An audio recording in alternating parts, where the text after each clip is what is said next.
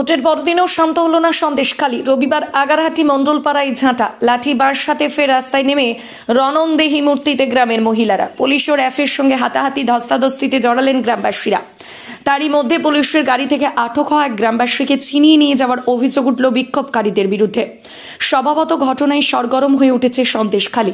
এই অশান্তির সূত্রপাত রবিবার গ্রামে পুলিশের অভিযান ঘিরে। এদিন দুপুরের দিকে আগারহাটি মণ্ডলপাড়ায় পুলিশ, র্যাফ এবং কেন্দ্রীয় বাহিনীকে সঙ্গে নিয়ে অভিযান চালান বসিরহাট জেলার অতিরিক্ত পুলিশ সুপার দুর্বার বন্দ্যোপাধ্যায়। শুরু হয় গ্রামে ধরপাকড়। সাধন রঞ্জিত নামে এক গ্রামবাসীকে তার বাড়ি থেকে আটক করে পুলিশ। সেই খবর ছড়িয়ে পড়তে উত্তেজিত হয়ে পড়েন গ্রামবাসীরা।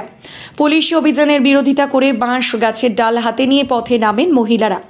গ্রামের ভিতরে ঢুকতে বাধা দেওয়া হয় পুলিশকে। পুলিশ ও র্যাফের সামনে রীতিমতো ঢাল হিসাবে সারিবদ্ধভাবে দাঁড়িয়ে পড়েন গ্রামের মহিলারা। কেন পুলিশ গ্রামে ঢুকে নিরপরাধ বাসিন্দাদের ধরে নিয়ে যাচ্ছে সেই প্রশ্ন তুলে রীতিমতো বচসা শুরু করে দেন তারা। চলে ধস্তাধস্তিও। পরিস্থিতি ক্রমে উত্তপ্ত হয়ে ওঠে। শেষমেশ লাঠি উঁচিয়ে মহিলাদের সরিয়ে পুলিশ গ্রামের ভিতরে ঢুকতে পারলেও প্রতি পদে পদে তাদের বাধা পেতে হয়েছে। গোটা গ্রামে পুলিশের ছয়লাভ। পুলিশের সঙ্গে ধস্তাধস্তির মধ্যেই আটক সাধন রঞ্জিতকে ছিনিয়ে গ্রামের ভিতর নিয়ে চলে যান মহিলারা। তারপর থেকে পুলিশ আর কোনো খোঁজ পাচ্ছে না সাধনের। গ্রামের মহিলাদের সংঘবদ্ধ প্রতিরোধের জেরে একসময় পিছু হটতে হয় পুলিশ বাহিনীকে।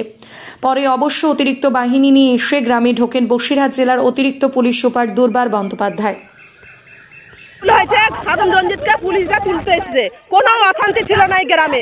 পুলিশ এসেই অশান্তি বাজিয়েছে। কেন সাধন রঞ্জিত কি অন্যায় করেছে যে সাধন রঞ্জিত কাল তুলতে আসবে? কুতুব শেখ কাল গুলি চালালো, আমাদের ছেলে মেয়েদের কোদাল দিয়ে কুপালো, তারা হসপিটালে মৃত্যুর সাথে পাঞ্জা লড়ছে।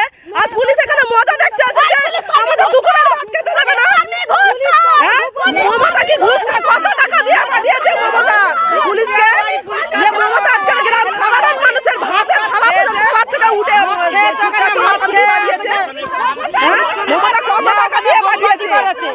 মদ খেয়েছে, টিএমসি ছেলেরা মদ খেয়ে ওখানে বোম ফেলেছে। ফেলে এত বিজেপির ছেলেদের নামে ধরে যাচ্ছে। বিজেপিরা থেকে বলে বিজেপিরা ছেলেরা থেকে মেরেছে, বোম মেরেছে। বিষ্ণু বিহার বাড়ি ওখানেই বাচ্চা ছেলেরা, টিএমসি ছেলেরা মদ খেয়েছে। ওখানে মদ, গাঁদা, শাল, মাংস টাংস সবই গুলি, পিস্তল সবই ছিল। হেলে আমার হাতে ঘরের ভেতরে আমরা চাইছি ও শাস্তি হোক, বিষ্ণু বিহার থেকে আর কুতুব বিহার শাস্তি হোক। পুলিশ কর্মীরা ঘুষখোর পুলিশ কর্মীরা আজকে নতুন করে আসছেন। আজকে হঠাৎ করে পুলিশ কর্মী সাধন রঞ্জিতকে তুলে নিয়ে যাচ্ছে। ওকে দেখে মনে হয়